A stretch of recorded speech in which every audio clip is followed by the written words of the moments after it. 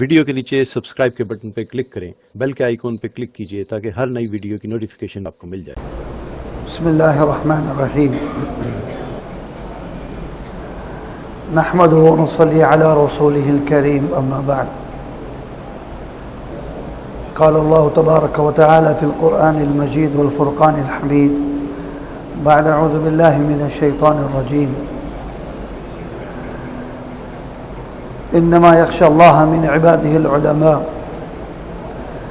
صدق الله العظيم وصدق رسوله النبي الكريم ونحن على ذلك من الشاهدين۔ قال النبي صلى الله عليه وسلم: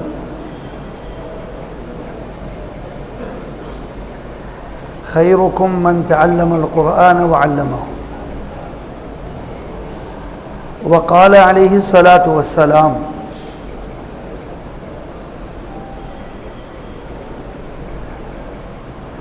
خياركم خيار الأمة وشراركم شرار الأمة، في بعض الحديث أو كما قال عليه الصلاة والسلام۔ الحمدللہ بڑی مسرت کی بات ہے کہ دوسرے سال کے لیے اتنا بڑا مجمع تیار ہو کر گیا ہے۔ الحمدللہ یہ امت کے لیے اور پوری انسانیت کے لیے، پوری دنیا کے لیے بہت اچھی بات ہے۔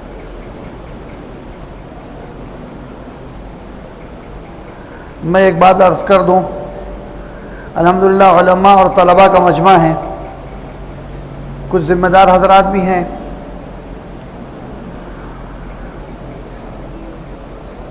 یہ تو سارے بیان کرنے والے ہیں، بیان کرنے والوں میں بیان نہیں ہوتا، اس لیے کہ بہترین اس میں خطباء ہیں، مقرر ہیں، واعظین ہیں، یا تو ہونے والے ہیں طلباء جو ہیں، اور جو علماء ہیں وہ تو ہے ہی ہیں۔ ان میں مذاکرہ ہوتا ہے،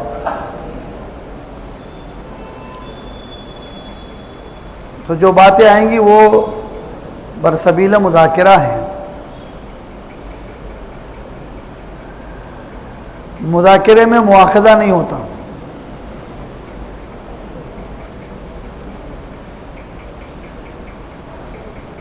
اور اللہ نے فرمایا وَذَكِّرْ فَإِنَّ الذِّكْرَ تَنفَعُ الْمُؤْمِنِينَ۔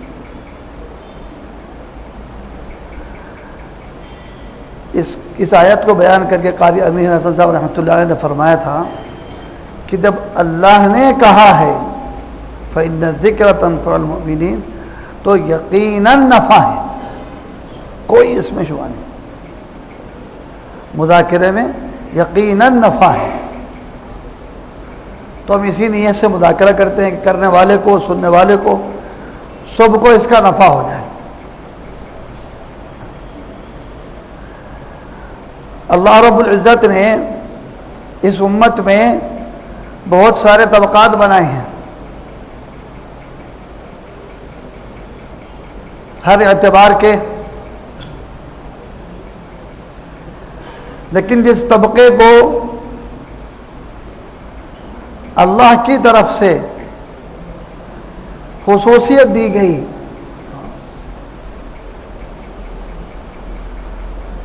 وہ ایک مخصوص علماء کرام کا طبقہ ہے، ورنہ قرآن نے ساری چیزوں کی نفی کر دی۔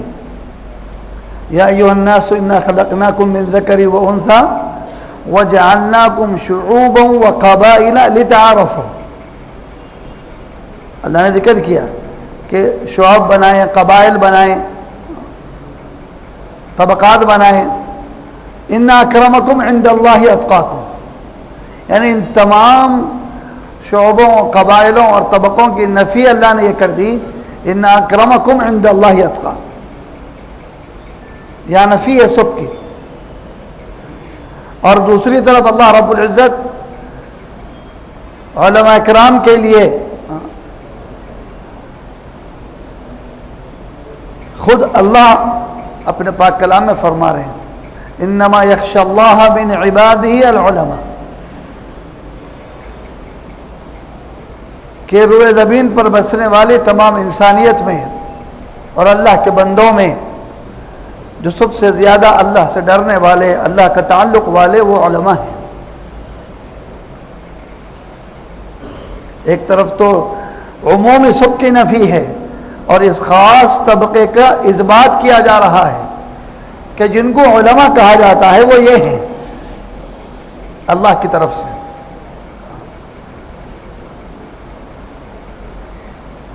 یہ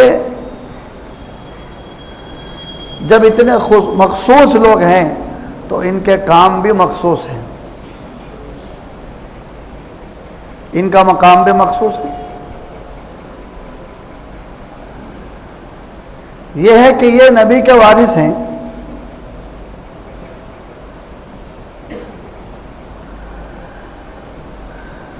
ایک طرف یہ کہا گیا اور دوسری طرف یہ بتایا گیا کہ دیکھو شیطان نے اللہ رب العزت سے قسم کھا کے آیا ہے کہ میں تیرے سب بندوں کو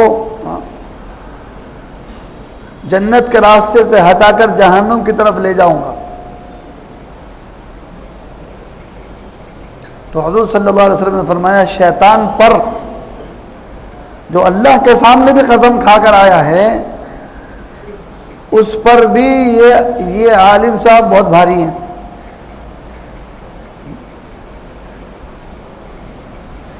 بلکہ شدید ہیں، اور یہاں تک کہا کہ 1000 عابدین، 1000 عابدوں کو شیطان تو یوں پلٹتے پلٹتے پلٹا لیتا ہے۔ یہ ایک عالم صاحب کو پلٹانے کے لیے اس کو مسئلہ ہے، یہ میں نہیں کہہ رہا ہوں، یہ روایت کہہ رہی ہے، آپ سب بھی پڑھتے ہیں پڑھاتے ہیں اس کو۔ تو کس طریقے سے اس طبقے کی خصوصیتوں کو بتایا گیا، اس کی وجوہات ہیں۔ ابھی اتنی ہے کہ میں تو بیان نہیں کر سکتا، میں تو ایک ادنا سا طالب علم ہوں، آپ سب ماشاءاللہ اس سے واقف بھی ہوں گے۔ علم اور علماء کی فضیلتیں جس قدر ذکر کی گئی کتابوں کے اندر، اس کا احصاء یہ مختصر سے وقت کے اندر بات کرنا مشکل ہے، لیکن اس کی وجوہات کیا ہیں، کیوں بتائی گئی؟ انبیاء کرام علیہ السلام کو معصوم کہا گیا کہ وہ معصوم ہیں، معصوم عن الخطأ والنسیان، کہ اللہ رب العزت نے ان کو معصوم ہی پیدا کیا، وہ کبھی بھی پوری زندگی میں اللہ کی نافرمانی نہیں کرتے، نبی ہیں، معصوم ہیں۔ اور صحابہ کرام رضی اللہ عنہم اجمعین کے بارے میں بتایا گیا کہ وہ محفوظ ہیں، اللہ نے ان کی حفاظت فرمائی۔ اب علماء کرام کو نبی کا وارث بتایا گیا، تو ان کے ساتھ بھی تو اللہ کی مدد ہے نا۔ جبھی تو شیطان کے بہکاوے کو یہ کہا گیا کہ یہ ایک عالم شیطان پر اتنا سخت ہے کہ یہ ہے کہ علماء کرام بھی اللہ کی نافرمانی نہیں کرتے۔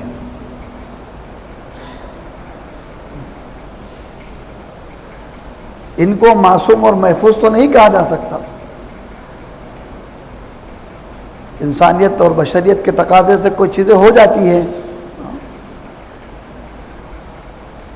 تو اللہ رب العزت عوام سے پہلے ان کو معاف کر دیں گے، ہم تو اللہ سے یہی امید ہے۔ یہ ان تمام تمہید کی وجہ یہ ہے حضرات کہ اس طبقے کو اللہ نے بہت بڑا کام دیا ہے، بہت بڑا کام دیا۔ ایک دفعہ حضرت مفتی نواب رحمان صاحب دعوت برکاتہم کے بیان میں، حضرت مفتی صاحب کا بیان تو ایک عالمی پیمانے کا ہوتا ہے، تو ایک دفعہ بیان میں بتا رہے تھے حضرت مفتی صاحب کہ ہمیں مدارس کی، علماء کی اور دعوت تبلیغ کی اہمیت کا ہمیں اندازہ نہیں ہے، لیکن اس کا اندازہ ہمارے مد مقابل دشمن کو ہے. وہ جانتا ہے کہ یہ عالم صاحب، یہ خطیب صاحب، یہ کیا ہیں. ہم تو اپنے آپ کو محدود و محصور ہی سمجھے ہوئے ہیں، لیکن پوری دنیا کے نشانے پر یہ علماء کا طبقہ ہے. پوری دنیا کے نشانے پر، پوری دنیا کے باطل پر.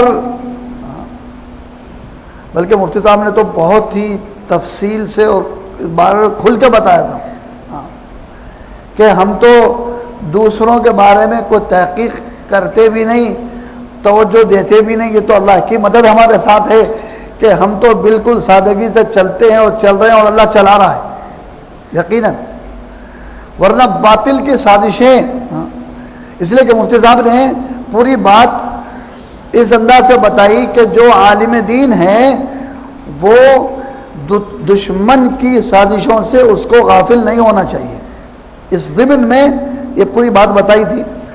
تو کہا کہ باطل تو آپ کیا پڑھتے ہیں، کیا پڑھاتے ہیں، کیا کھاتے ہیں، کیا کھلاتے ہیں، آپ کے اندر کی ایمانی طاقت کن چیزوں سے بڑھتی ہے، آپ کا ماحول سے کیسے آپ کے ایمان میں اضافہ ہوتا ہے، اس تک کی بھی اس کو تحقیق ہے.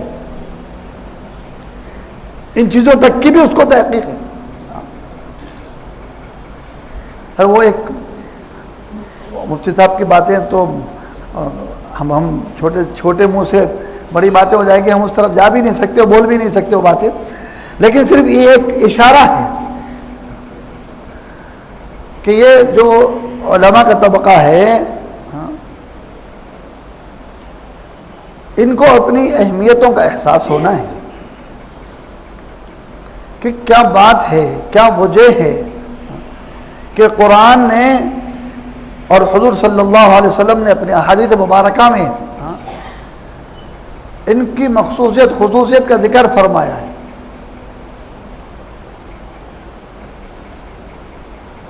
کیا وجوہات ہے؟ یہ ہے کہ ان کو اللہ نے اپنے زمانے کے، اپنی امت کا، موجودہ اپنے علاقے کے لوگوں کا قائد بنایا ہے، رہبر بنایا ہے. اللہ نے بنایا ہے، کسی نے نہیں بنایا. آپ یقیناً الحمدللہ مسجد کے امام ہیں، بظاہر مالی اعتبار سے، دنیا کے اسباب کی شکلوں کے اعتبار سے کچھ نہیں ہے آپ کے پاس، لیکن آپ اللہ کے بنائے ہوئے پوری امت کے رہبر اور قائد ہیں. ابھی حالات، موجودہ حالات ہمارے سامنے آئے. پوری دنیا نے کس کو دیکھا؟ علماء کو دیکھا. علماء سے پوچھا کیا کریں.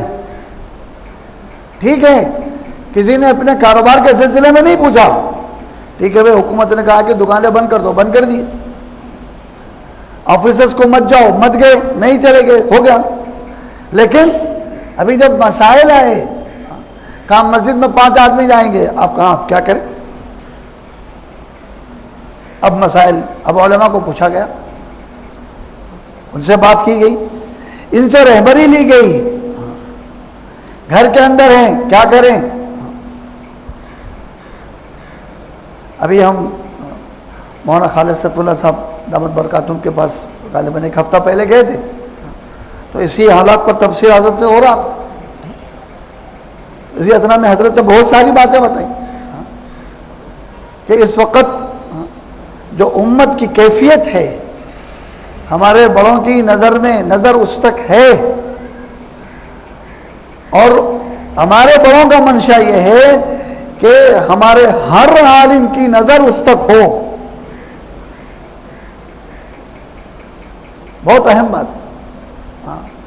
ایسا نہیں ہے، اس وقت امت کے ایک ایک فرد کی کیفیت کی نظر ہمارے پاس. اور اسی اثنا میں حضرت نے بتایا کہ پہلے سے ہی نماز کو لوگ نہیں آتے. اب ان کو کہا تھا گھروں میں پڑھو، پتہ نہیں کتنوں نے پڑھا ہے کتنوں نے نہیں پڑھا ہے. اور اب جب مسجدیں کھل گئی ہیں تو ہمیں پتہ چلا کتنوں نے پڑھا ہے کتنوں نے نہیں پڑھا ہے. جو ہمیشہ کے مصلی تھے وہ بھی کم ہو گئے، جو ہمیشہ نماز کو آنے والے تھے وہ بھی کم ہو گئے. کہ امت میں ایک تو نماز، بلکہ حضرت نے فرمایا کہ جمعے کے بارے میں گھروں میں پڑھنے کے سلسلے میں بہت سارے علماء نے فتویٰ نہیں دیا، لیکن میں نے باضابطہ اس کو کہا کہ گھروں میں پڑھو. 5 نمازوں سے مقابلے میں جمعے کا اہتمام کرنے والا امت کا اکثریت طبقہ ہے. 85 سے 90% طبقہ ایسا ہے جو کم سے کم جمعے کا اہتمام کرتا ہے. اور خدا نہ خواستہ ان حالات کی وجہ سے ان سے اگر جمعہ بھی چھوٹ جائے تو پھر باقی کیا بچے گا؟ باقی کیا بچے گا؟ اسی لیے میں نے، مجھ سے جب پوچھا گیا تو میں نے باضابطہ طور پر اس کے بارے میں یہ کہا، اس لیے کہ امت کے اس پہلو کو مد نظر رکھتے ہو. اور پھر حضرت مولانا خالد صاحب نے اپنے پھر اسلاف کے واقعات بتائے کہ ہمارے اسلاف کی نظر کیسے ہوتی تھی اور کیا ہوتی تھی اور کیا ان کی فکریں ہوتی تھی.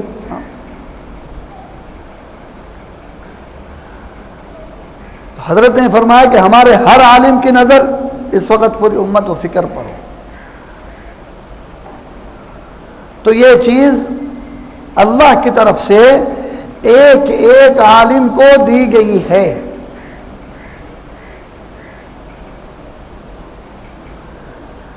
یہ اس کو ہم بہت آسان سمجھنا میرے بھائیوں، بہت آسان. حضور صلی اللہ علیہ وسلم آپ نے اپنے موجودگی میں اپنے سامنے صحابہ کرام رضی اللہ عنہ اجمعین کو اپنی موجودگی میں اپنے ساتھ میں رکھ کر آپ نے ایک تربیت کا نظام قائم فرمایا. اور پھر اس کے بعد آپ نے یہ فرمایا اصحابی کا نجوم، میرے یہ صحابہ ستاروں کے مانند تھے، ان میں سے جس کسی کی بھی اقتدا کر لو گے فلاح کو پہنچا. اور پھر اللہ نے ان سے پوری دنیا میں کام لیا، پوری دنیا میں کام. اور خصوصیت سے ان مہاجر صحابہ سے جو ہجرت سے پہلے ایمان لائے، اسلام لائے، ان کی خصوصیتیں تو بیان نہیں کی جا سکتی.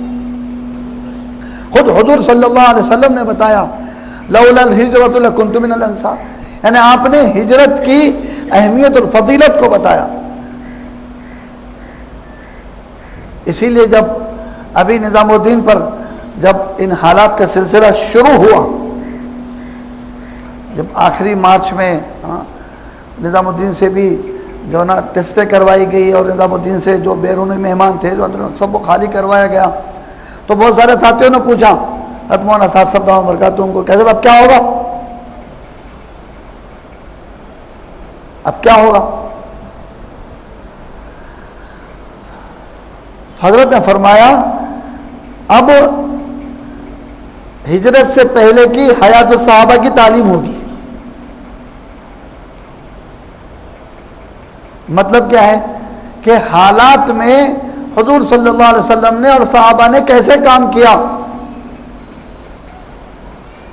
یہ نہیں کہا کہ کام رکے گا، کام بند ہوگا، سوچیں گے، فکر کریں گے، تاکہ نہیں، اب تو ہجرت سے پہلے کی حیات الصحابہ کی تعلیم ہوگی تاکہ ہمیں پتہ چلے کہ مکۃ المکرمہ کی زندگی اور ان زندگی کے اندر صحابہ پر کتنے حالات آئے اور حضور صلی اللہ علیہ وسلم پر کتنے حالات آئے اور اس وقت کی دعوت کی کیا کیفیت تھی، حضور صلی اللہ علیہ وسلم نے کیسے دعوت دی، صحابہ نے کیسے دعوت دی.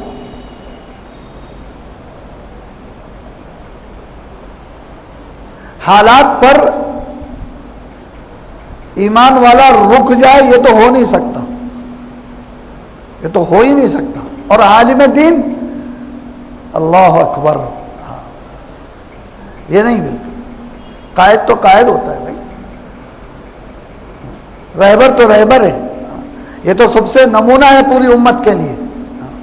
ٹھیک ہے حکومت کی تحدیدات کے بنیاد پر، حکومت کی مخالفت نہ کرنے کی بنیاد پر جو چیزیں ہیں وہ تو ہیں، لیکن امت کو سنبھالنا، امت کے عقیدے کی حفاظت کرنا، ان کے ایمان کی حفاظت کرنا اور ان کو اعمال پر جوڑنا، یہ تو بڑی اہم بات ہے، یہ تو اصل ہے، یہ تو اصل ہے۔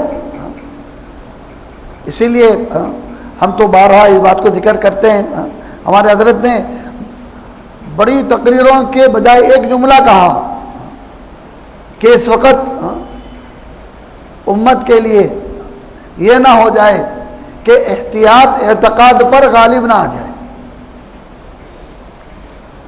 احتیاط اعتقاد پر غالب نہ آ جائے۔ اس کی تفصیل کی ضرورت نہیں، سب سارے علماء اور طلباء ہیں، یہ جملے کی آپ شروعات دیں گے تو شاید 10 20 50 صفحے آپ خود لکھ دیں گے، بڑا مسئلہ ہے یقیناً، یقیناً امت آج کس کیفیت میں ہے، کس حال میں ہے، کیا ان کا مزاج ہے، کیا ان کے انداز ہے، ان کو کون سنبھالے گا بھائی؟ ان کے ایمان کی حفاظت کون کرے گا؟ بلکہ حضرت مولانا نے ایک دفعہ فرمایا کہ جو ان حالات میں 2 نقصان ہوں گے، ایک مالی نقصان اور ایک اعتقادی نقصان کا حضرت کے جملے بھی بڑے ہی جو ہے نا مرصع ہوتے ہیں، کا ایک اقتصادی نقصان اور ایک اعتقادی نقصان، اور فرمایا اقتصادی نقصان تو بہت جلد پر ہو جائے گا، لیکن اعتقادی نقصان کو بھرتے بھرتے سالوں لگ جائیں گے۔ آپ ہم جانتے ہیں امت میں کوئی آدمی ایک اعتقادی شوشہ چھوڑ دیتا ہے، اب اس کو سنبھالتے سنبھالتے اس کے دلائل دیتے دیتے ہم پریشان ہوتے ہے کہ نہیں؟ آج جتنی جو ہے نا ہماری شروعات و فروعات ہیں، یہ ساری ہماری اعتقادی جو جزیات نکالے گئے ہیں ان کو سدھارتے سدھارتے یہ کیفیتیں ہیں، کسی نے کچھ کہہ دیا، کسی نے کچھ کہہ دیا، اب اس کو سنبھالو دلائل کے ساتھ۔ تو اعتقاد اس وقت امت کا، ایمان امت کا داؤ پر لگا ہوا ہے، یقیناً یہ بات تو بڑی اچھی دکھے گی اور اچھی سمجھ میں آئے گی۔ کوئی آپ سے کہہ رہا ہے بھائی آپ تو فلاں کام کرو،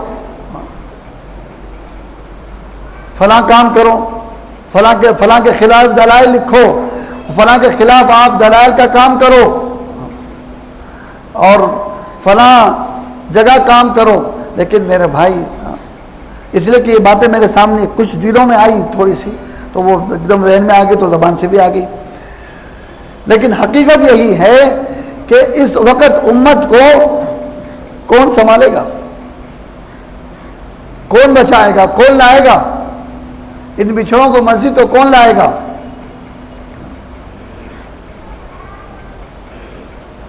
یہ علماء کا کام ہے، علماء کی ذمہ داری ہے، ان کو اس مزاج سے اور اس انداز سے کام کرنا ہوگا جس انداز سے ہجرت سے پہلے صحابہ نے کیا تھا۔ حالات ان پر آئیں گے، اس لیے کہ سب سے زیادہ حالات قائد پر، رہبر پر، امام پر آتے ہیں۔ کل قیامت میں اللہ کے نزدیک نماز میں پکڑ بھی امام کی چوں گی نا۔ اگر کوئی امام بغیر وضو کے نماز پڑھا دے، مسلح کو معلوم ہوتا کیا کہ امام صاحب بغیر وضو کے نماز پڑھائے؟ بلکہ اس کو بھی نہیں معلوم ہوتا، کوئی پوچھ بھی نہیں سکتے، پھر وہ تو اللہ کے علم میں ہے۔ پھر کل کس کو پکڑیں گے اللہ میاں؟ مسلموں کو یہ بات کی اجازت نہیں ہے کہ آپ اقامت سے نماز سے پہلے امام صاحب کو پوچھ رہے امام صاحب آپ وضو کرے کہ نہیں کرے، ایسا کچھ ہے کیا؟ بالکل نہیں ہے۔ وہ تو خود امام کی ذمہ داری ہے۔ مصلی کا کام تو یہ ہے کہ اقامت ہوئی، کھڑا ہوا، نماز پڑھا امام کے پیچھے، اور بلکہ بہت ساری نماز کے اندر اس کو یہ کہا کہ سب امام کی گردن پہ ڈال دو، تابع امام کے ختم. شفافی نہیں ہے تو آپ کو سورہ فاتحہ پڑھنے کی بھی ضرورت نہیں, دم سورہ پڑھنے کی بھی ضرورت نہیں. آپ سب امام صاحب پڑھ رہے ہیں, آپ بیٹھو سب امام کی گردن پہ. لیکن پوچھ امام کی ہوگی, ذمہ داری زیادہ امام کی ہے, اور آلات بھی امام پر آئیں گے. ایک مثال دی میں نے. تو جو قائد ہوتا ہے اس پر حالات آتے ہیں. اللہ رب العزت نے صحابہ کرام رضی اللہ عنہ اجمعین کو پوری دنیا کے لیے نمونہ بنانا تھا, اسی لیے مکہ المکرمہ کی زندگی میں سب سے زیادہ حالات صحابہ پر آئے, سب سے زیادہ حالات. آپ اندازہ لگاؤ, ابو بکر صدیق رضی اللہ تعالی عنہ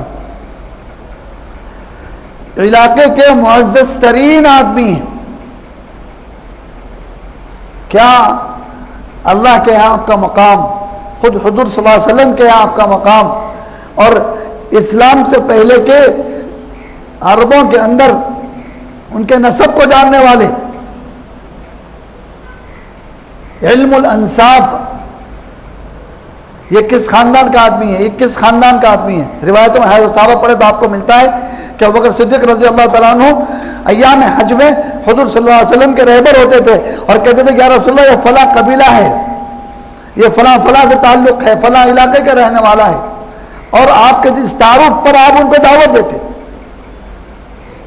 تو علم الانساب کے جاننے والے, یہ ایسا علم تھا کہ اس کی وجہ سے ہر ایک کی نظر میں قدر کی نگاہ سے دیکھے جاتے تھے.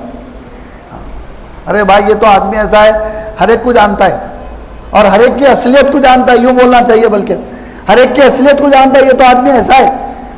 تو اتنے معزز ترین آدمی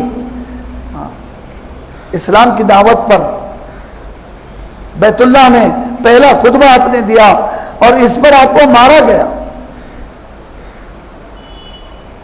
ساروں نے حملہ کیا, جس طریقے سے آپ کو زخمی کیا تھا, مارا, زخمی کیا, یہاں تک کہ آپ کی حالت ایسی ہو گئی کہ آپ کے خاندان والوں نے سمجھا کہ اب تو ان کا کام ہو گیا. پھر وہیں کھڑے کے انہوں نے اعلان کیا کہ اگر ابو بکر اس حالت کے اندر مر جائیں گے تو جن لوگوں نے ان کو مارا ان کا نام لے کے کہا کہ فلاں فلاں کو ہم قصاص میں قتل کریں گے. یہ عربوں کا رواج تھا, قصاص لیتے تھے کہ بھئی آپ نے مارا ہے تو ٹھیک ہے, آپ ہمارا آدمی مرا تو آپ سے قصاص لیں گے. یعنی اتنی کیفیت آپ کی ہو گئی, اور آپ کو اٹھا کے لایا گیا گھر میں. ساری چیزوں کا ذکر حضرت شیخ نے فضائل اعمال میں تفصیل سے اس کو واقعے کو ذکر بھی کیا ہے, اور حیات الصحابہ میں اور تفصیل سے بھی ہے, آپ لوگ پڑھتے آئے ہیں. ان ساری حالات سے دو چار ہوئے حضرت ابوبکر صدیق رضی اللہ تعالیٰ عنہ. لیکن کیا کبھی بھی ایسا ہوا کہ آپ دعوت دینے سے پیچھے ہٹے,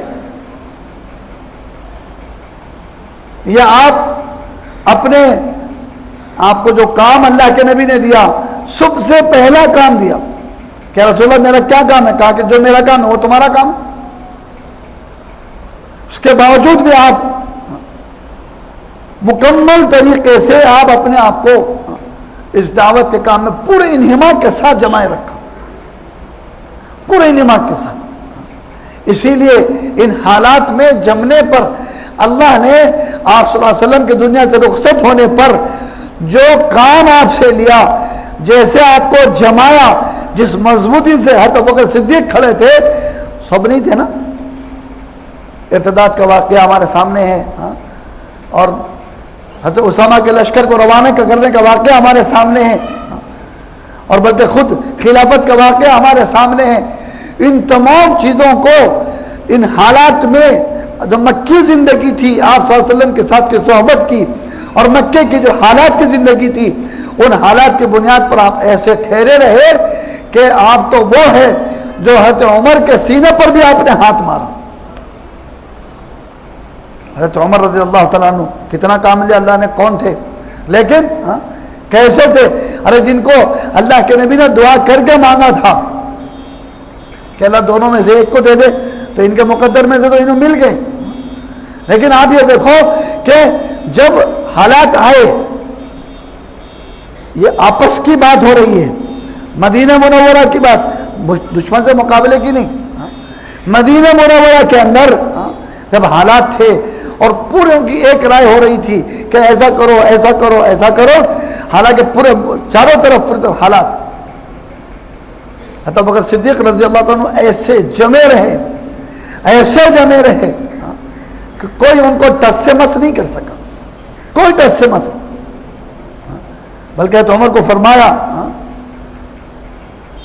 جبار فی الجاہلیہ خواف فی الاسلام، جاہلیت میں تو بیٹا بڑے جابر تھے اور بڑے ہی جو ہے نا دلیر تھے، اور کیا آپ اسلام میں خواف ہو گئے؟ نہیں. اور 2-3 جملے آپ کے قیامت تک کے آنے والوں کے اثر رہبری ہے. 2-3 جملے، ایم قصدین وانا ہے، یہ ہو نہیں سکتا، یہ تو ہو ہی نہیں سکتا. یہ چیزیں رہبر کی ہیں، یہ قائد کی ہیں.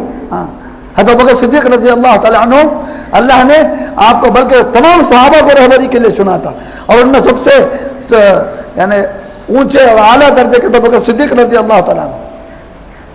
اور پھر حالات کا نتیجہ جو لوگ پہلے سے اخذ کرتے ہیں ان کو تک وہ نتیجہ اخذ کر کے بتا دیا کہ دیکھو حالات اتنے بگڑ جائیں مدینہ منورہ پر حملہ ہو جائے. اور اس وقت کی آپ صلی اللہ علیہ وسلم سے رخصت فرمانے کے بعد کی معزز ترین شخصیات، معزز ترین جس کو کہا جاتا ہے وہ مستورات امہات المؤمنات جو پورے مسلمانوں کی ماں ہیں، ان پر بھی حملہ ہو جائے اور ان کو بھی شہید کر دیا جائے، اور آگے بڑھ کر ان کو جب شہید کر دیا جائے اس کے بعد ان کو دفنانے کے لیے کوئی مرد آدمی نہ رہے، اور جانور آ کر ان کو گھسیٹے، ایسی تمام صورت کے اندر بھی یہ ایک جس کو بولتے ہیں نا کہ آگے کا بھئی حالات آنے پر کیا ہوگا، آدمی ہو سکتا ہے ایسا ہوگا، تو میرے صدیق سمجھا رہے اگر ایسا بھی ہو جائے تو بھی میں رک نہیں سکتا. حالات پر کام یہ ہے، حالات پر کام یہ ہے، بھلے کچھ ہو جائے، کیا ہو سکتا، بولے ایسا بھی ہو سکتا تو ہم دو ویسا، اس کے باوجود بھی ہم کام کو نہیں روکیں. کہا کہ بالکل نہیں، جو نص قطعی سے ثابت ہے، جس کو اللہ کے نبی نے فرما دیا کہ اسامہ کا لشکر جائے گا تو جائے گا، کچھ بھی ہو جائے اس میں کوئی تبدیلی نہیں ہو سکتی.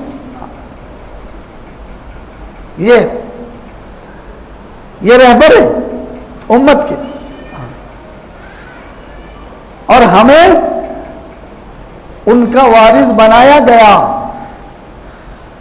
میرے معزز علماء اکرام، یہ بات ہمیں ان کا وارث بنایا گیا کہ حالات پر جمے، حالات پر ہم متزلزل نہ ہوں، بالکل نہیں، بالکل نہیں. یہ ساری کی ساری مخلوق ہے، یہ کچھ نہیں کر سکتی، یہ کچھ نہیں کر سکتی. بالکل. بلکہ غار حرا کا موقع لے لو کہ اس جگہ پر اللہ نے نبی اور امتی کے فرق کو بتا دیا کہ وہاں پر جب اس قدر حالات منہ پر ہیں، اب آپ اندازہ لگاؤ، واقعتاً سوچنے کی بات، ہم پر تھوڑے سے حالات آئے کہ بھئی آپ دلی گئے تھے، ہو گئے تھے صاحب، ٹھیک ہے، پولیس کی گاڑی آئے گی، دواخانے کی گاڑی آئے گی، آپ کو لے جائے گا، ارے مت آؤ بھائی، پولیس گاڑی مت لاؤ ہمارے گھر پہ، ہم خود آ جاتے. یا پھر جس کو آ کر لے کر گئی، اوہو کتنے حالات آ گئے ہمارے کو، کیسا ہو گیا، ارے بھائی کیا آپ کو کوئی جرم کر رہے تھے، کسی جرم میں پکڑ کے لے گئے، کیا کوئی سزا کے، نہیں پھر نہیں بولے بس وہ دلی گئے تھے، نظام الدین گئے تھے. بلکہ بہت ساروں نے صرف اس بات کی بنیاد پر کہ ہمیں پولیس پکڑ کے لے جائے گی اور کوارنٹائن سینٹر میں چھوڑ دے گی تو کہا کہ نہیں ہم نظام الدین نہیں کہتے، بلکہ بہت ساروں نے کہا کہ نہیں ہمارا تبلیغ سے بھی کوئی تعلق نہیں۔ دیکھو حالات یہ چیز کیا ہوگا؟ جیسے انسان کے ذہن میں انسان ہے، یقیناً ذہن میں آتا ہے کہ اب کیا ہوگا، ارے ایسا ہو رہا اب کیا ہوگا، بھائی آگے کیا علم تو اللہ کے علاوہ کسی کو ہے نہیں، اور ہمارا ایمان یہ کہتا ہے کہ جو بھی ہوگا ہوگا، ٹھیک ہے، اگر اللہ نے یہ مقدر لکھا ہے تو ہوگا، جائیں گے، سارے گھر والوں کو لے جاؤ بھائی۔ کیوں؟ کیا صحابہ کے بعد ایسا نہیں ہوا تھا؟ شب ابی طالب کے اندر معصوم بچوں کے ساتھ جا کے ان کو نہیں رکھا گیا تھا؟ کیا ہمارے سامنے یہ مثالیں نہیں تھی، یہ نظیریں نہیں ہیں، ہے نا؟ ارے بھائی، بلکہ ایک صاحب نے ہمیں فون کر کے کہا کہ حضرت ہم تو اس قدر پریشان ہیں مفتی صاحب۔ بولے کیا ہوا؟ بولے بیوی ایک دواخانے میں، بچہ ایک دواخانے میں، میں ایک دواخانے میں، ذرا کم سے کم تینوں کو ایک جگہ تو کر دو۔ خیر ٹھیک ہے، اللہ نے کرا دیا، لیکن واقعتاً یہ ان کی یہ بات سنتے ہی مجھے وہ حضرت ابو سلمہ کا واقعہ یاد آ گیا کہ کیا ہوا، بیوی بچے کو لے کر ہجرت کے لیے نکلے تو سسرال والوں نے آ گیا کہ ہماری بچے کو نہیں دیں گے، انہوں نے روک لیا، پھر ان کے خاندان والوں نے آ کے اپنے بچے کو چھین لیا، بیوی ایک طرف، بچہ ایک طرف اور یہ ایک طرف، اور 1 سال تک ماں روتی رہی، ام سلمہ 1 سال تک روتی رہی، جب جا کر پھر اللہ رب العزت نے ان کو دوبارہ اجازت کیا اور پھر وہ لے کے چلے۔ تو واقعتاً حالات اس جیسے تو ہو نہیں سکتے، یا تو چند دنوں کی بات تھی، 15 دن کی بات تھی، 15 دن میں تو سب کچھ ٹھیک ہو گیا۔ بعض لوگوں نے کہا کہ حضرت خاندان والے بھی ملنے نہیں آ رہے، بولے کیوں؟ بولے نہیں بولے تم لوگ تبلیغ والے تبلیغ میں گئے تھے، اب پوری حکومت تبلیغ کے خلاف ہے، پتہ نہیں کیا ہونے والا ہے۔ کیا ہوتا بھائی؟ کیا ہوتا؟ کیا حکومت کے چاہنے سے کچھ ہوتا کہ اللہ کے چاہنے سے کچھ ہوتا؟ کچھ نہیں ہوتا، بالکل۔ ہم نے تو یعنی یقیناً یہ کہنا ہے، ایسا نہ ہو جائے کہ کل کو اگر ہم کو پوچھے کہ بھئی مسلمانوں پر حالات آنے والے ہیں نعوذ باللہ من ذالک، تو ایسا نہ ہو جائے امت کا بعض طبقہ اگر ہماری رہبری نہیں ہوگی تو وہ اپنے آپ کو اسلام سے بھی پیچھے ہٹا کے بٹھا دے گا۔ حالات بتاتے ہیں آپ کو کہ کس قدر ایمان ہے اور کس قدر جمع ہے اور کس قدر جمنا ہے اور کس قدر ان کو لے کے چلنا ہے۔ یہ تو صرف بیماری کے نام پر لے جا کر، ارے جب لے کر گئے اور واپس آئے بعد میں پتہ چلا تو سب پریشان ہو گئے، ارے یہ کیا ہو گیا؟ ارے ہم تو یہ سمجھے تھے کہ ابراہیم علیہ السلام آگ میں جل رہے ہیں اور وہاں تو مزے ہو رہے تھے، جانے کی تکلیف تھی۔ بعد میں بولے صحیح مول صاحب کچھ بھی تکلیف نہیں تھی، کچھ بھی پریشانی نہیں تھی۔ بولے پھر کیا پریشانی تھی؟ تو بولے بس وہ اتنا ہی تھی کہ وہ بچوں کو لے کے آتے نہ دی، اماں باؤ کو ہمارے بوڑھے ہیں ان کو لے کر آتے۔ ارے اللہ کے نام پر، تبلیغ کے نام پر، دعوت کے نام پر اور کس چیز کے نام پر لایا جا رہا ہوں؟ اس کو یہ پریشانی کی کیفیت نہیں تھی، لیکن واقعتاً آپ خود بھی سنے ہوں گے اور آپ کے سامنے بھی سارے حالات آئے ہوں گے اور بہت سارے حالات آئے ہوں گے کہ ایسے اوقات کے اندر کیا کس قدر جماؤ تھا اور کون کون اکھڑا تھا، کون کون اکھڑے تھے ایسے حالات کے اندر۔ لیکن اب ذمہ داری کس کی ہے؟ جمانا کس کو ہے؟ ہم کو اور آپ کو یہ سوچنا ہے کہ میں ان حالات کے اندر حضرت ابوبکر صدیق رضی اللہ تعالیٰ عنہ کی طرح اس مقام پر ٹھہرا ہوں اور ساروں کو لے کر چلنا ہے، ساروں کے اندر ایک بات آ جائے، سارے بات کو سمجھ جائے۔ یہ ذمہ داری ہے میرے بھائیو عزیزو۔ اگر ہم اس ذمہ داری سے اپنے آپ کو روکیں گے، اگر اپنے آپ کو اس ذمہ داری سے منہ موڑیں گے تو فیصلے تو اللہ کی طرف سے آئیں گے، یقیناً آئیں گے۔ اور کل قیامت میں سوال ہوگا کہ تم کو ہزاروں لاکھوں میں سے چنا گیا تھا، تمہیں حافظ بنایا گیا، تمہیں عالم بنایا گیا، اس لیے نہیں کہ تم صرف کھڑے ہو کے بیان کر دو یا کرسی پہ بیٹھ کے بیان کر دو، نہیں، پھر اس لیے کہ تم امت کے ایک ایک فرد تک جاؤ، ان کے ایمان کی حفاظت ہماری ذمہ داری ہے، ان کے عقیدے کی حفاظت ہماری ذمہ داری ہے، ان کے اعمال کی حفاظت ہماری ذمہ داری ہے۔ بھائیو فرق ہے، یہ دونوں کام نبوت کے ہیں، اس کو اچھی طرح سمجھے۔ دونوں کام، دعوت اور علم، اس کو ہم نے علیحدہ علیحدہ کر دیا ہے، علیحدہ نہیں ہے، بالکل۔ اس کو ہمارے بھوپال کے ایک بہت بڑے عالم دین تھے، ان کا انتقال ہو گیا، وہ ماشاءاللہ سے مصر سے جامعہ ازہر سے بھی پڑھ کے آئے تھے، اور یہاں سے بھی بہت بڑے بہت باصلاحیت آدمی تھے۔ مولانا یوسف صاحب رحمۃ اللہ علیہ نے ان کے پاس میوات کی جماعت بھیجی۔ یہ پورا واقعہ صرف ان کے ایک جملہ سنانے کے لیے آپ کو کہہ رہا ہوں۔ میوات کی جماعت بھیجی تو وہ دیکھے کہ میوات کی جماعت ہے، مسجد کے باہر ٹھہر کے وہ بیڑیاں پی رہے ہیں، تو بیچارے گاؤں دیہات کے لوگ ہیں بیڑی پینے والے، اور وہ بڑے نفیس مولانا ہیں اور اچھے خاندان سے، اور بڑی نفاست ان کے اندر تھی۔ تو اب ان کو یہ بیڑیوں اڑیوں کو دیکھ کر تو ایسا وہ ہوا کہ اللہ یہ کیا لوگ تبلیغ کریں گے۔ خیر ٹھیک ہے، لیکن یہ سوچے کہ ان کو جب مولانا یوسف رحمۃ اللہ نے بھیجا تو جو بہت بڑے عالم دین ہیں تو کوئی نہ کوئی تو بات ہوگی۔ تو بہرحال یہ ہوا کہ پہلے دن اعلان ہوا مسجد میں، تو انہوں نے دیکھا کہ اعلان ہوا تو کچھ لوگ بیٹھ گئے، ارے یہ اس قسم کے لوگ ہیں، یہ اعلان کریں تو ماشاءاللہ مسجد میں لوگ بیٹھ گئے، بڑا تعجب ہوا ان کو۔ اچھا پھر اس کے بعد دوسرے دن اعلان ہوا تو پہلے دن سے زیادہ بیٹھ گئے، تو اب ان سے رہا نہیں گیا کہ بھئی یہ کیا کرتے ہیں، یہ تو بالکل بولے والے سیدھے سادھے لوگ ہیں، خود ان کو رہنے کا سلیقہ نہیں، بولنے کا سلیقہ نہیں، کچھ نہیں کیا نہیں، آخر کیا بات ہے۔ تو اگر تیسرے دن وہ خود سے ان کے ساتھ گشت میں گئے کہ آخر کرتے کیا ہیں یہ لوگ، اتنے ان کے اعلان پہ لوگ بیٹھ جا رہے ہیں۔ اور جب گشت سے واپس آئے تو اس کے بعد یہ کہا کہ ہم منبر سے قائل کرتے ہیں اور یہ لوگ مائل کرتے ہیں۔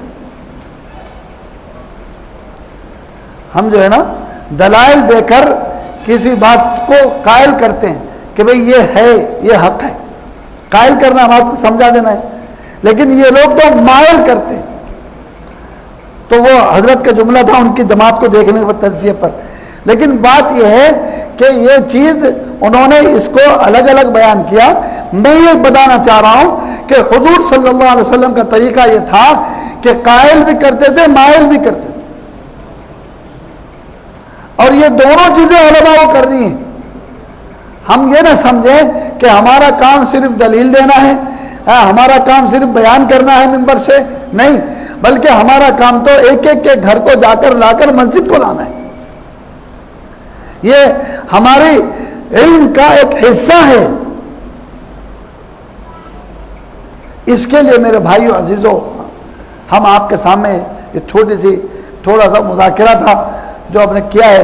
یقیناً یہ تو کوئی تسلی اور تشفی بخش بات تو ہو نہیں سکتی آپ لوگوں کے لیے، بس یہ تھی کہ صحابہ کے واقعات ہمارے لیے نمونہ ہے، اور ان کو ہم اپنے سامنے رکھ کر، ان کی قربانیوں کو رکھ کر، جو 13 سال مکہ المکرمہ میں تکلیفیں اٹھائے، اگر ہم کو یہ کہا جا رہا ہے کہ 3 سال تم اللہ کے راستے میں لگاؤ، 1 سال جو ہے نا ہندوستان کا، اور 1 سال عرب ملکوں کا، اور 1 سال جو ہے نا امریکہ اور افریقہ کا، تو میرے بھائیوں 13 سال اور 3 سال آپ بولو کیا ہے؟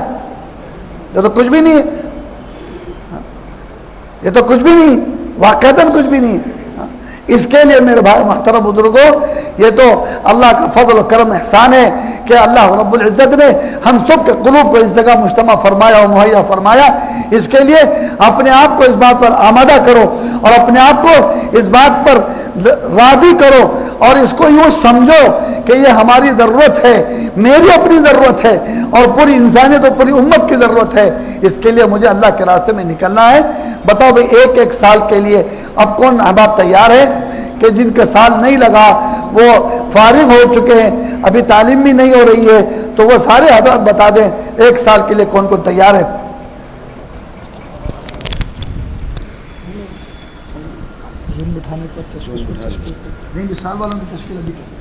ماشاءاللہ یہ مولانا ذاکر صاحب ہے ہمارے نندیال ڈویژن کے سرول کے بعد میں.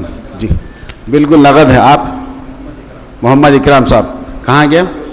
آدھونی کب سے مولانا جی تھوڑے وقت کے ساتھ بتا دیں ساتھی. اور بتائیں ہمارے علماء اکرام اس سال فارغ ہوئے ہیں, اور وہ علماء جو آخری سال میں بھی ہیں وہ بھی سال کے لیے چل سکتے ہیں اگر درمیان میں آیا. ابھی اللہ کے فضل سے سال کی جماعتیں 50 سے زائد نکل چکی. یہ کارگزاری تقریباً ہفتہ 10 دن پہلے کی ہیں پورے ہندوستان میں. خود ہمارے حیدرآباد میں اس وقت 12 علماء سال کے چل رہے ہیں جو سال کے لیے نکل چکے ہیں. گنٹور سے 6 علماء سال کے لیے نکل چکے ہیں, اور وجےواڑا سے اور ہمارے مختلف یعنی پورے آندھرا اور تلنگانہ کے کئی جگہ سے, نظام آباد سے بھی کارگزاری ہے کہ کئی علماء سال کے لیے ابھی وہاں پہ جماعتیں شروع ہو چکی ہیں. اس کے لیے آپ لوگ یہ نہ سمجھیں کہ ابھی جماعتیں چل رہی ہیں نہیں چل رہی ہیں, سال والے کہاں ہیں. خود ہمارے اپنے شہر میں 12 علماء سال کے لیے چل رہے ہیں, اور ابھی کتنے زیادہ ہیں مجھے اس کا علم نہیں, اس لیے کہ میں ایک ہفتے سے گیا نہیں اس جماعت کے پاس. 12 ہی ہیں اب تک, 12 ہی ہیں شہر میں, 12 ہیں پورے ملا کے تقریباً 22 علماء سال کے لیے نکل چکے ہیں. اب آپ اس میں سے 25-50 ہو جائیں. لو بتائیں بھائی سال والے علماء.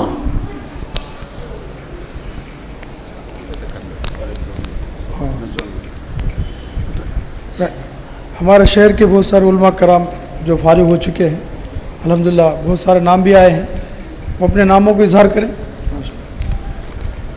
اسی طرح ہمارے منڈلوں سے ایم کے کوٹال سے بھی الحمدللہ 3 علماء کرام کے نام آئے ہیں.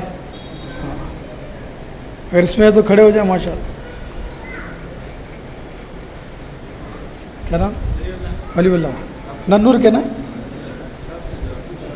ننور کے نقد ہاں اکتوبر. ہاں ہمارے ہیں ننور کے حلقہ مدینہ. ہاں ولی اللہ مولانا ولی اللہ صاحب. اسی طرح شریف نگر کے ہمارے عبدالحق صاحب کے فرزند نہیں دوسرے کھڑے ہو جائیں. ماشاء اللہ. شریف نگر کے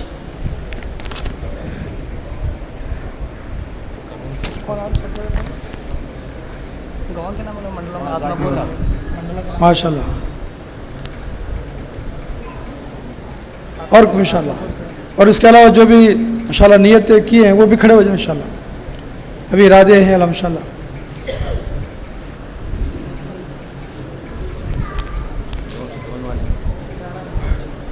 بٹ ہمارے ڈرون کے علماء کرام بھی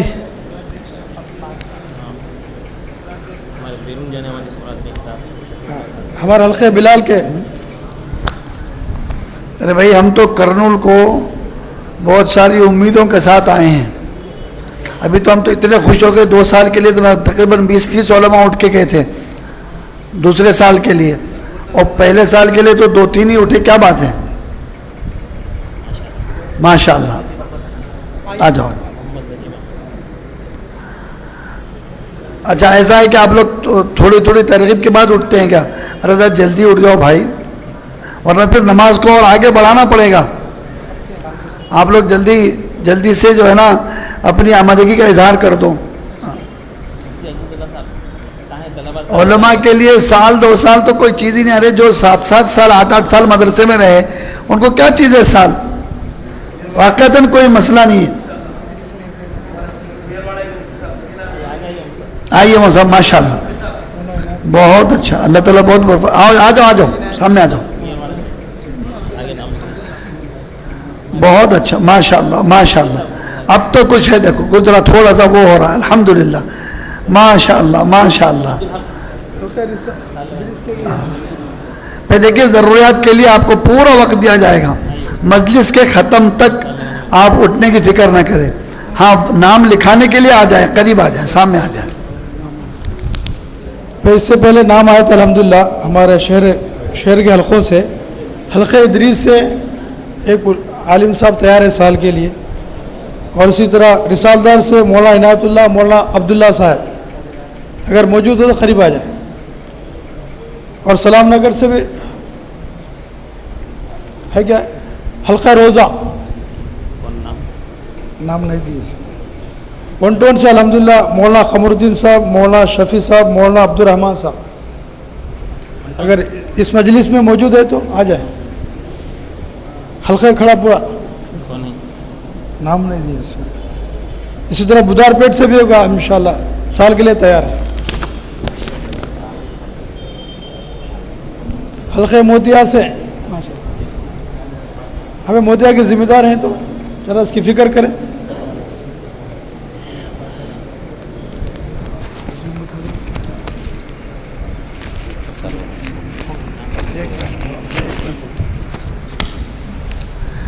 भाई देखो, हम तो सारे मजमे को वसूल करने आए हैं। आप सबसे पहले यह जहन बनाओ कि कहीं भी आपको बचना नहीं है। जैसे वो हमारे पास एक अमूमी अल्फाज में जैसा यूँ कहा जाए कि तबलीगी इस्तिलाह में, ये बल्कि कहता है कि काम बचने का नहीं, ये काम खपने का है। तो कहीं अपने आप को तो लगाना ही लगाना है। हम आए ही इस वास्ते इस मजलिस में, हमारे यहाँ ऐसा नहीं है कि आपको अच्छी तकरीर सुना दी जाए, इसलिए कि तकरीर हम की ही नहीं। तकरीर सुना दी जाए, कोई अच्छा बयान सुना दिया जाए, वो तो आप लोग खुद करते हैं और आपके खुद के बयानात की तारीफ होती है। फिर अब ये मजलिस है इस वास्ते कि ये जिम्मेदारी है और मुझे करना है। अब इसके लिए आपको जो है ना, आपके ताल्लुक़े के हिसाब से बिठाया जाएगा, जिसके अंदर आपकी तश्कीलें होगी। आप खुद उसके अंदर बताइए कि भाई मेरे 4 महीने लगे हुए हैं तो मैं उसको साल मुकम्मल कर लूँगा, या फिर मैं अभी लॉकडाउन में था। अच्छा, ऐसा कोई साथी है इसके अंदर जो लॉकडाउन से पहले मतलब साल में चल रहे थे और इन हालात की वजह से वो कुछ वक्त बाकी रख के घर को आ गए, ऐसा कुछ है इसमें उलमा? हाँ, अशरफ भाई नाम लिखा है, जी जी, बाकी है साल में, एक चिल्ला बाकी है उनका दीनी तरफ से। हाँ वो तो हो गया। और कोई है इसके अलावा?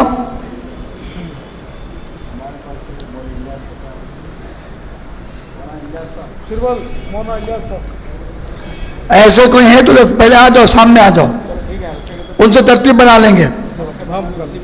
ठीक है, आपको हल्के में बैठकर अपनी बाकी की पूरी तरतीबें बनाना है इंशाल्लाह।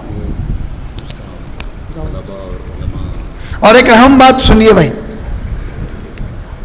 हमारे हजरत ने निज़ामुद्दीन से ये बात भिजवाई है, बात कहलवाई है कि देखिए इस वक्त मदारिस बंद हैं, तो ऐसा ना हो कि हम तलबा को बिल्कुल छुट्टी दे दें, बल्कि ये बेहतरीन मौका हजरत ने कहा कि ये वक्त है कि दावत को और इल्म को जमा करने का, उन तलबा की तश्कीलें करें, उनको अल्लाह के रास्ते में निकालें और एक आलिम को उनके साथ लगा दें जो दावत के उमूर करते हुए 1 किताब या 2 किताब उनको मौका दिन भर में 24 घंटे में कोई एक वक्त बनाकर उनको उस किताब को पढ़ाया जाए।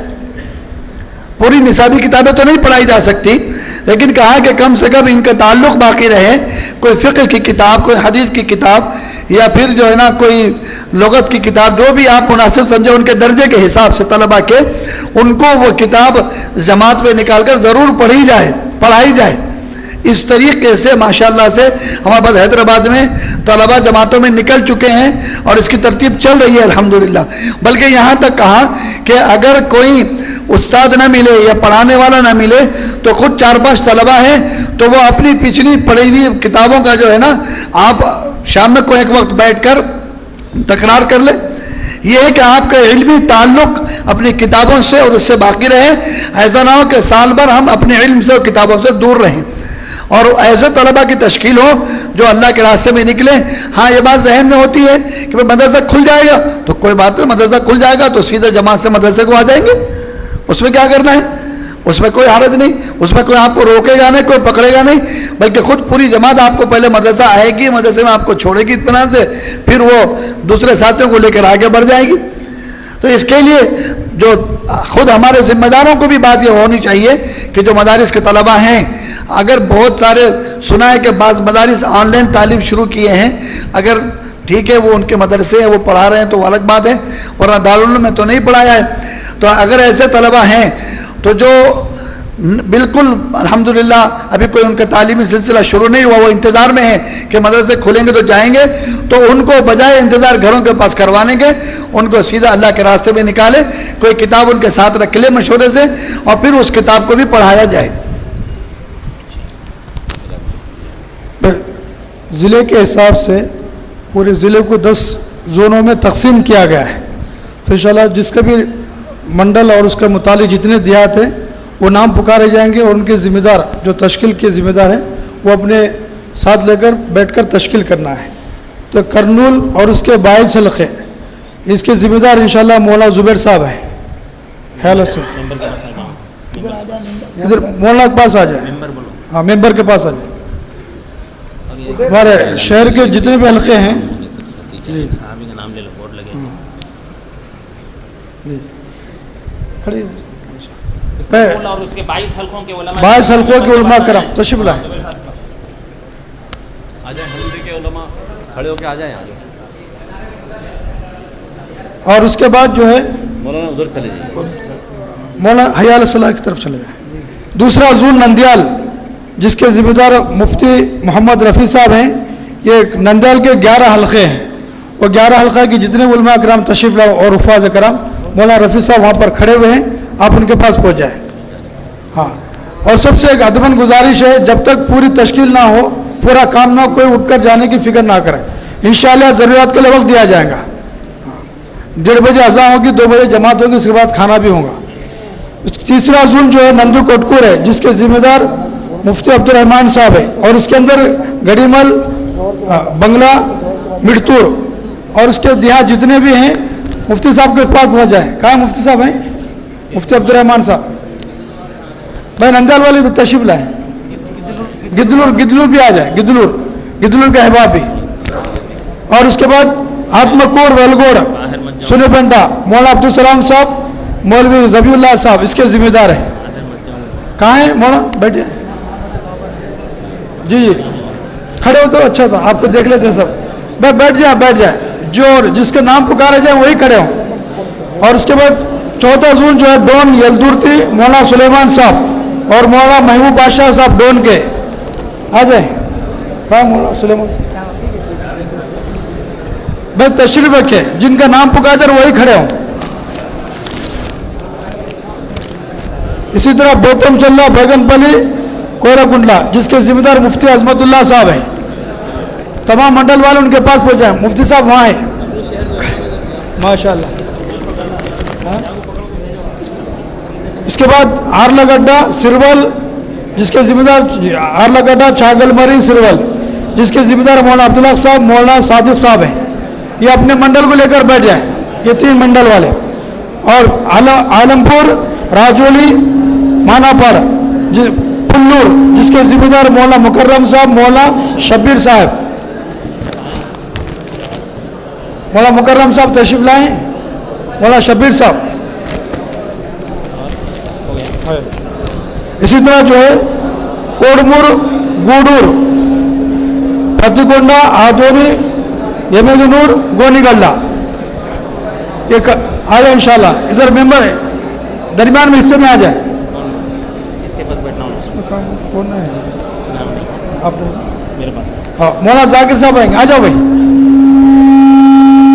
کوڈمور گوڈور پتکونڈا آدونی یمگنور گونی گلہ یہ تمام دیہات منڈلوں کے جتنے علماء کرام ہیں مولانا ذاکر صاحب کو تشریف لائیں. مولانا رحمت اللہ صاحب مولانا حنیف صاحب اس کے ذمہ دار ہے پتکونڈا کے. تشکیل کے پرچے بنا کے ایک کاپی اپنے تعلقے میں رکھے, ایک کرنول مرکز میں پہنچائے. گزارش ہے. مولانا محبوب رشادی صاحب جہاں کہیں بھی ہو, مولانا سلیمان صاحب آپ کو طلب کر رہے ہیں.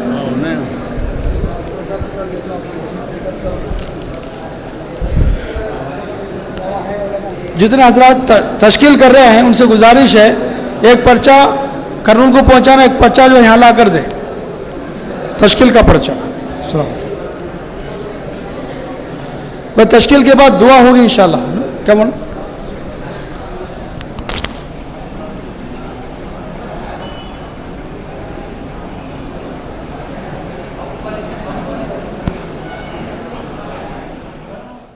باہر ٹھہرے مت ساتھی, اندر آ کر حلقوں میں بیٹھ جائیں میں ساتھی. ہاں جا رہے ہیں. جو باہر حضرات ہیں ان سے گزارش ہے اندر تشریف لا لیں, حلقوں میں آ کر بیٹھ جائیں ساتھی, باہر نہ ٹھہرے میں ساتھی. سال کے چلے کا بھی جو نماز نظام الدین سے بھئی یہ جو حلقے لگے ہوئے ہیں ان حضرات سے ذرا ایک مرتبہ توجہ کی گزارش ہے کہ جن حضرات علماء کرام کا اس سال چلہ اگر نظام الدین سے ہے تو اس کے بھی ناموں کا اظہار ہو, اور اگر اپنے علاقوں سے ہے تو اس کا بھی اظہار ہو جائے ایک مرتبہ.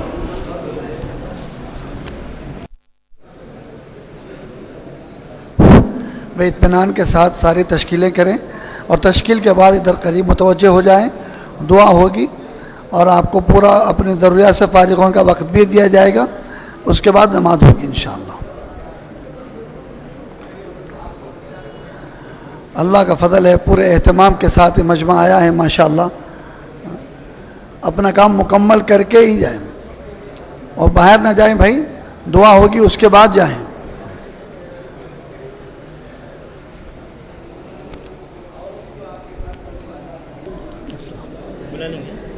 جی ماشاءاللہ. دیکھیں پرچے بھی آ رہے ہیں الحمدللہ, جماعتیں بھی بنی ہیں. آپ لوگوں کی توجہ و فکر سے اللہ کا فضل ہے الحمدللہ.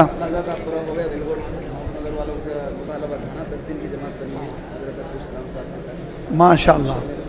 آپ کو دینا ہے الگ اتار کر دینا ہے. یہ پورا جمع کر کے دینا ہمارے کو. میں پہنچاتا ہوں. کتنی جماعتیں بنی ہیں, اس کی کارگزاری ماشاءاللہ. دیکھیے اب آپ کی پوری فکر اور محنتوں سے جو جماعتیں بنی ہیں, یہ پوری کارگزاری انشاءاللہ ہم اپنے بڑوں کے سامنے رکھیں گے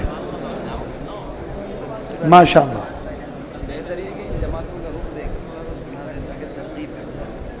ہاں اس میں جو جماعتیں نقد ہیں اس کی ابھی فوری ترتیب بھی ہو جائے, اس کا رخ بھی ہو جائے, اور جو 2-4 دن ہفتے بعد ہیں وہ اپنے متعلقہ تعلقے سے یا کرنول مرکز سے اپنا رخ لے لیں. 4 جماعتیں عشرے کی بنی ماشاءاللہ ماشاءاللہ, بہت اچھی بات. جی جی ماشاءاللہ. ہو گئے بھائی, سارے ہو گئے, ٹھیک ہے. بس ایسے ہی تھوڑا متوجہ ہو جائیں, دعا کر لیتے ہیں انشاءاللہ. اس کے بعد کچھ اعلانات ہو جائیں گے. کوئی باقی تو نہیں بچا, ابھی حلقہ کہیں چل تو نہیں رہا ہے؟ ہو گئے نا سارے نندیال والے؟ پرچہ نہیں آیا ابھی؟ ٹھیک ہے ٹھیک ہے, چلیے دعا کر لیتے ہیں. الحمدللہ رب العالمین, اللہم صلی علی محمد وعلی آل محمد وبارک وسلم. الف لام میم, اللہ لا الہ الا هو الحی القیوم یا حی یا قیوم برحمتک نستغیث یا ذا الجلال والاکرام یا ذا الجلال والاکرام یا ذا الجلال والاکرام ارحمنا برحمتک یا ارحم الراحمین. اے اللہ عافیت کا خیر کا معاملہ فرما دیجیے. اے اللہ پوری انسانیت کی اے اللہ اس وقت مدد فرما دیجیے. جو پوری وبا بیماری مصیبتیں جو پوری انسانیت پر ہیں, اے اللہ اپنی اس ناراضی کو ختم فرما کر اے اللہ اس مصیبتوں کو دور فرما دیجیے. اے اللہ مصیبتوں کو دور فرما دیجیے. اے اللہ آپ ہم سے راضی ہو جائیے, راضی والے اعمال کرا لیجیے. اے ہمارے مالک, یقیناً ہماری بدعملی ہماری سستی کاہلی ہے. اے اللہ ہمیں معاف فرما دیجیے. پوری امت مسلمہ کو معاف فرما دیجیے. اے اللہ پوری امت مسلمہ کو معاف فرما دیجیے. ہم سب کی طرف سے توبہ کرتے ہیں. اے اللہ ہم سب کو معاف فرما دیجیے. اے رحیم آقا, رحم کا کرم کا عافیت کا معاملہ فرما دیجیے. اے اللہ بھرپور مدد و اعانت کے فیصلے فرما دیجیے. اے اللہ بھرپور مدد و اعانت کے فیصلے فرما دیجیے. اے اللہ جو کچھ ہوا وہ آپ کے فضل سے ہوا. اے اللہ جو کچھ ہوگا وہ آپ ہی کی مدد سے ہوگا. اے رحیم آقا, رحم کا کرم کا عافیت کا معاملہ فرما دیجیے. اے اللہ ہم آزمائشوں کے قابل نہیں ہیں, بہت کمزور ہیں. اے اللہ آزمائشوں سے ہماری حفاظت فرما لیجیے. اے اللہ ہمارے اس جمع ہونے کو قبول فرما لیجیے. اے اللہ ہمارے اس جمع ہونے کو قبول فرما لیجیے. اے اللہ ہمارے اس اس مجمع کے اپنے مقام سے اٹھنے سے پہلے، بکھیرنے سے پہلے اے اللہ پوری انسانیت کی ہدایت کے فیصلے فرما دیجئے، پوری انسانیت کی ہدایت کے فیصلے فرما دیجئے، تمام مصیبتوں کو اے اللہ ختم کرنے کے فیصلے فرما دیجئے، اے اللہ جتنے شرور ہیں ان سب سے حفاظت فرما دیجئے، شر کرنے والوں کو بھی ہدایت دے دیجئے، اے اللہ سازشوں سے حفاظت فرما دیجئے، سازش کرنے والوں کو بھی ہدایت دے دیجئے، اے اللہ ہدایت آپ کے قبضے قدرت میں ہیں، آپ دینے والے ہیں، اے اللہ ہم پوری انسانیت کے لیے ہدایت کو مانگتے ہیں، ہمارے اپنوں کو بھی ہدایت دے دیجئے، اے اللہ جو ہمارے دشمن بنے کھڑے ہیں ان کو بھی ہدایت دے دیجئے، اے رحیم آقا رحم کا، کرم کا، عافیت کا معاملہ فرما دیجئے، اے اللہ ہمارے اس جمانے کو قبول فرما لیجئے، ہمیں اپنے دعوت کی محنت کے لیے قبول فرما لیجئے، اے اللہ عافیت کے ساتھ ہم سے دعوت تک کام لے لیجئے، استقامت سے موت تک لے لیجئے، یا ارحم الراحمین یا اکرم الاکرمین،